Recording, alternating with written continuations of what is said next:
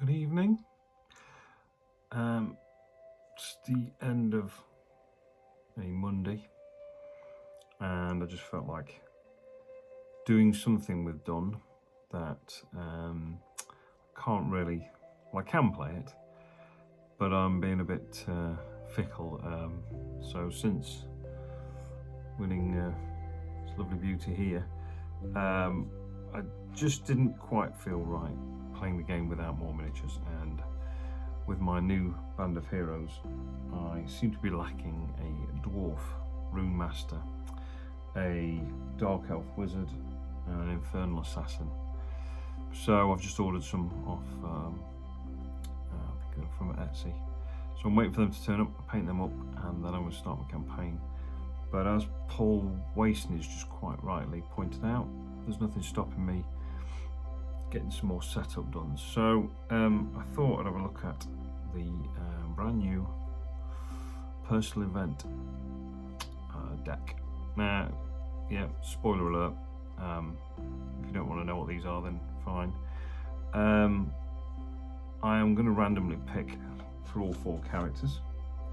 The book says that they should all be different for each hero, and I've had a quick look in the new book, but like a lot of people, I don't really like to look at the quests because I really don't want to know if there's any secret rooms or anything. Obviously I'm playing this solo, so I'd like as much surprise as possible. I would like to just take, so in fact I'm going to randomly deal out 1 each of these. So my 4 new evil heroes. I'll put that back up there. I have to say,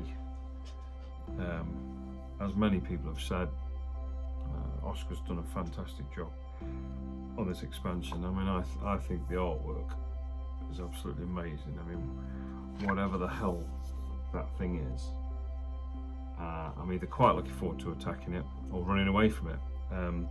But even, I mean, I haven't even popped out the standees yet, but looking through these, I was pretty much blown away by everything.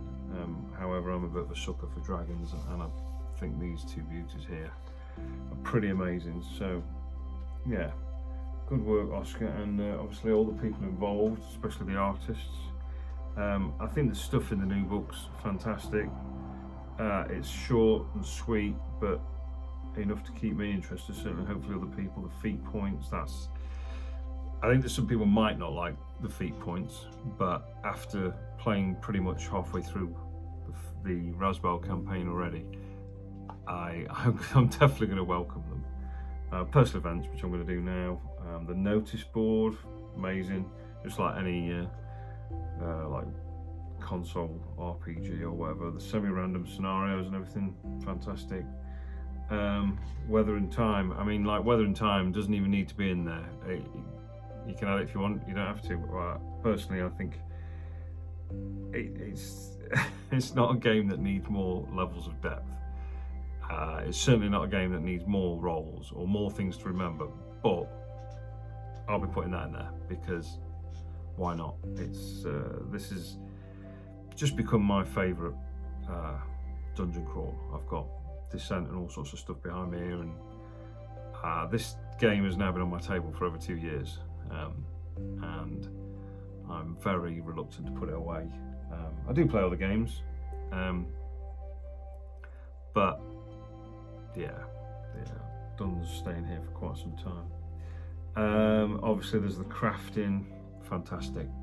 I mean, there's a few things in here that I didn't see coming. Skirmishes, I mean, to be honest, when I saw the skirmishes I thought, I'm not too fussed, but the more I look at it and the way that Oscar's put it together in terms of war bands and that sort of thing, yeah, I could easily have a two-player game of that. And since I've been playing evil characters as well, I think I've found more fun in the game. I've never been a goody two-shoes kind of person. I started the game with Celestials and things like that, and I've quickly been... I'm quite looking forward to the Infernal Assassin, a Tiefling Assassin. That's going to be fun. So, yeah, anyway. Personal events. So, not looking at that map, whatsoever in the corner there. So let's start with my Renegade Dwarf Runic Master, who I've named Skordric Flintcloak. He's got a couple of spells: Rune Strength, Restore Wounds, some good skills, leather armor, and a battle axe. So I'm quite looking forward to getting him out there. He's not massively great at combat skill, he's a 3, but he makes up for it in other places. So I've drawn his personal quest, his personal event, Poisoned. Spoiler alert. A nobleman from Connor called Somchai hired a local herbalist to pour poison into your drink. Apparently he had a grudge against you because of an argument that happened months ago. Another herbalist managed to save your life, but you've been suffering from certain side effects ever since. As long as you are poisoned, you have -1 agility. Well, that's great, because he's already got -1 due to his armor, so he's on 2, so I'm now down to 1.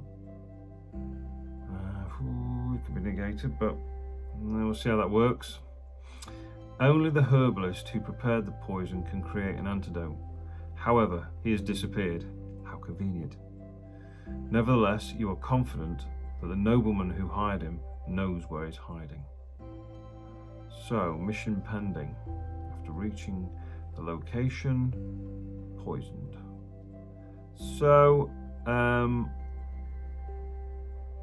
yeah, let's have a quick look, because I'm not entirely sure how am I supposed to know where that I'm seriously not going to look at the maps. Let's have a look. Alright, don't look at the map.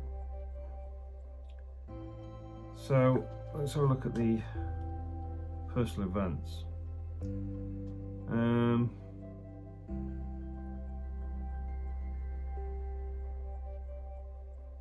So it says I get to choose. So the player decides when to visit the settlement, indicate on the card, and play the pending mission or fulfill the requirements.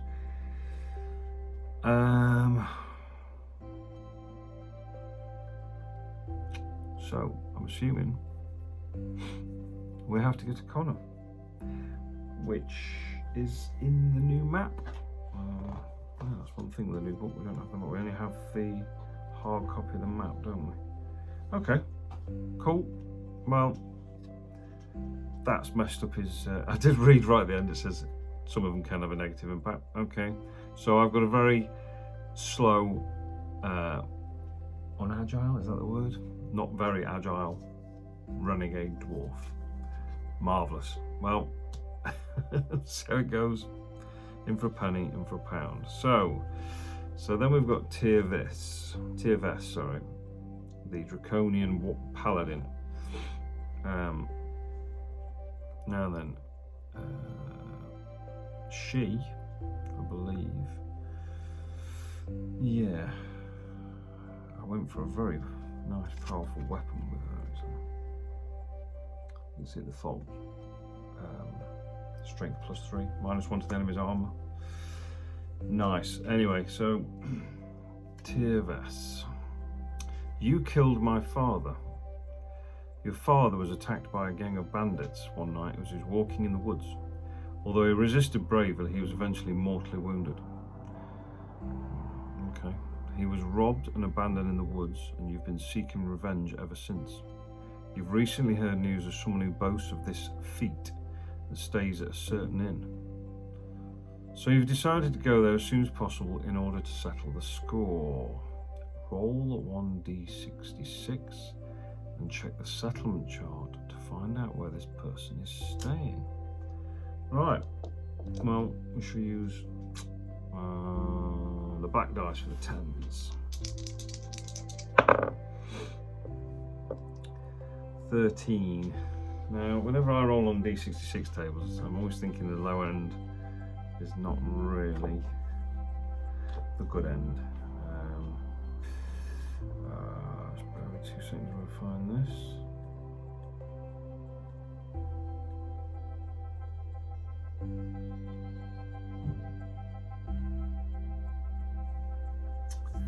Right.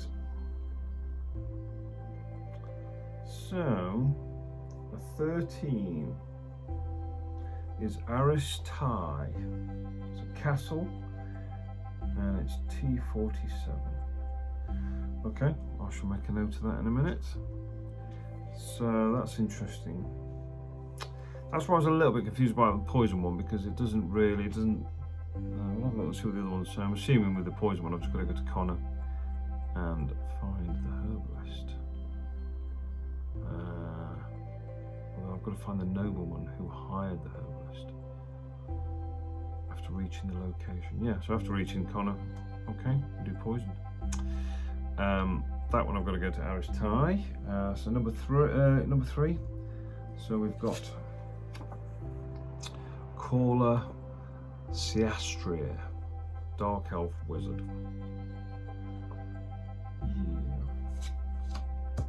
Some nice spells: Restoring Earth, Wall of Stone, Stone Skin, Summon Elemental.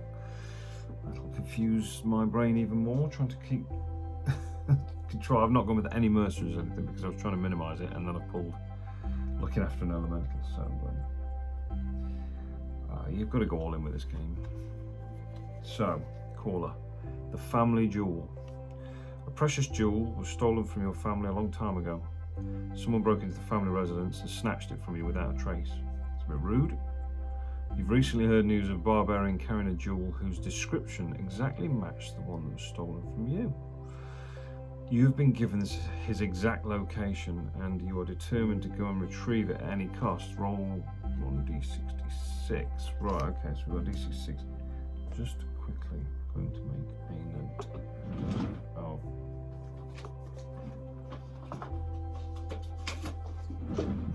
right, so Tirvas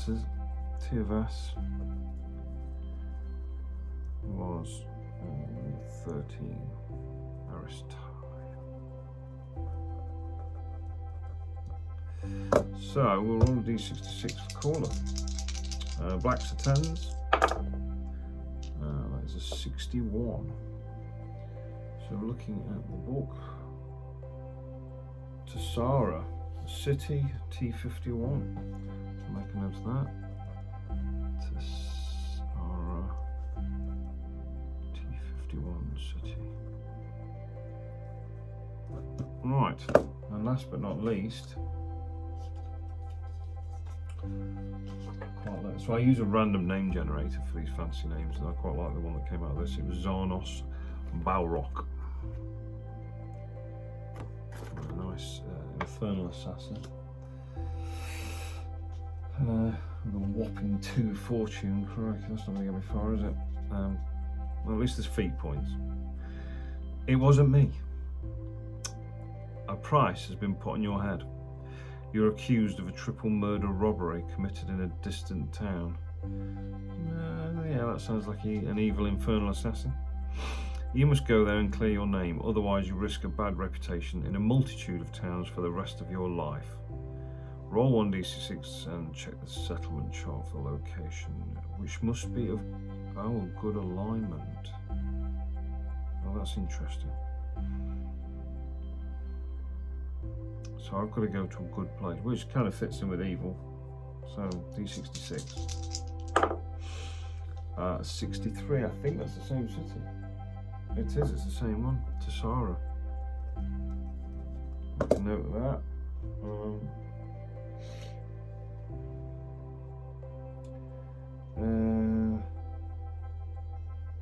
Base territory.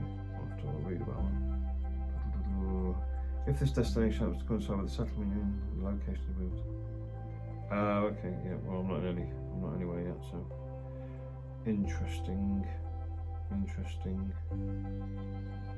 Okay, so there is more on this card. So roll a d66 for the location, which must be of good alignment. Well, I'll have to check Tassara, but I'm assuming it's going to be good alignment. I don't know, I haven't looked at the map yet. As long as you do not solve the problem, the cost of recovery at inns in settlements of good alignment will cost you 1 additional coin. In addition to this, the group will be considered to be of different alignment of that of the settlement. So I'm assuming I just stay as evil, and it's just going to cost me 1 additional coin basically.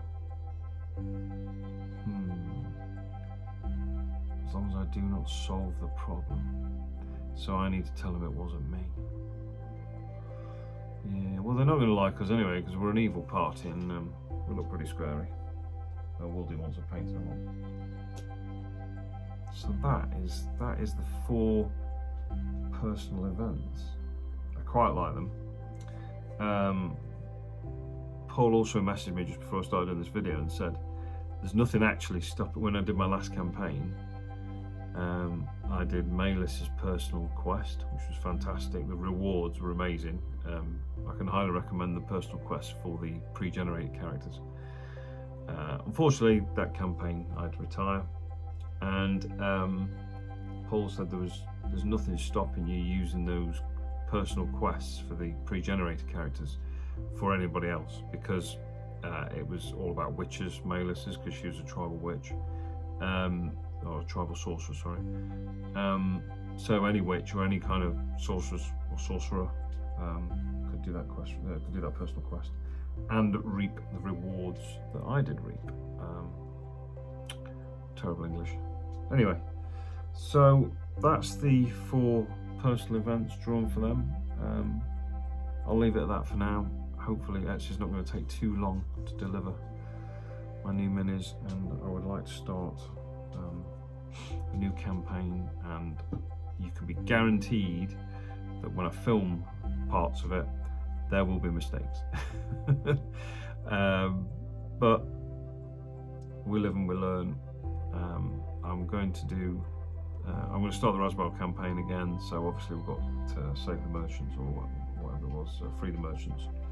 So I've got that set up in front of me, ready to go. Everything's ready to go. I'm just waiting for some miniatures to turn up so we can make it look a bit prettier. And until then, enjoy the game, enjoy the videos, enjoy anything that people have contributed, and yeah, happy gaming.